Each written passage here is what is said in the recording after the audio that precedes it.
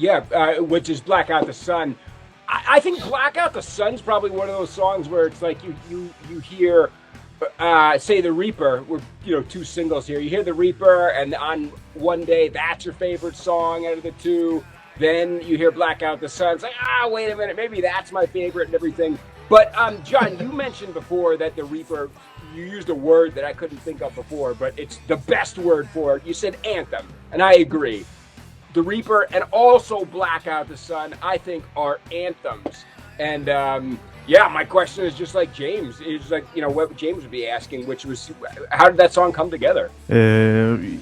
It's a kind of different song, this one, because it's almost like a pop. The chorus is a catchy pop song, and I think it works quite nice on this album. And this is actually the first time we can introduce Felicia Celine on vocals, because she did 2 songs with us on this album.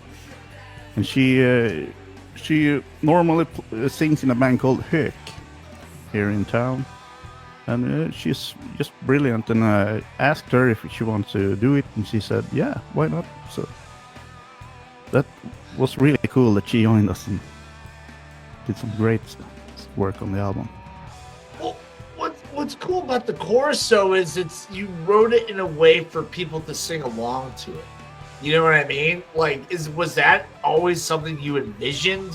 Like people, because like when you go see you guys play, when you guys start playing out, that is definitely a song that you can just look out and just let the audience even sing it. So was that something you envisioned? No, not really. Grab the audience. Go ahead, please.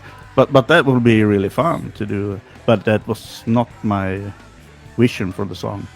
I think I just said like, oh, this melody is kind of cool. I like this melody. That it's not like I plan to have the audience sing along. But hey, if they do, I won't mind.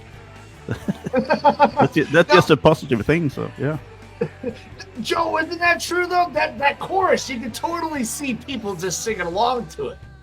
Yeah, and again, I mean, it's a song that you just don't really seem to hear songs like that written anymore. You can write anathemic type tracks in 2025 and beyond and everything, but when they sound like they're from the 80s, I mentioned the song Lunatic Fringe before. You could think of many other 80s movies that involved athletics of some sort.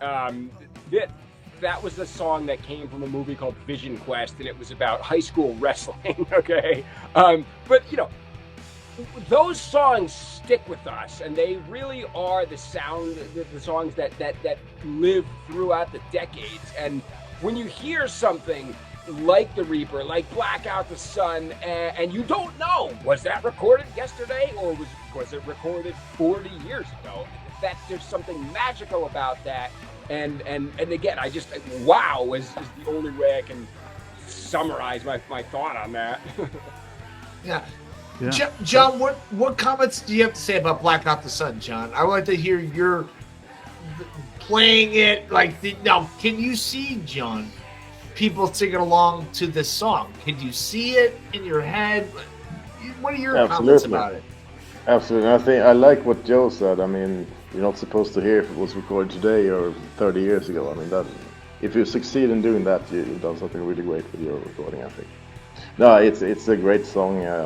It's one of the actually later ones. I think Matte introduced it when we were in the process of recording the other stuff. So it's probably the most recent one, except for Rave. Yeah. Wow.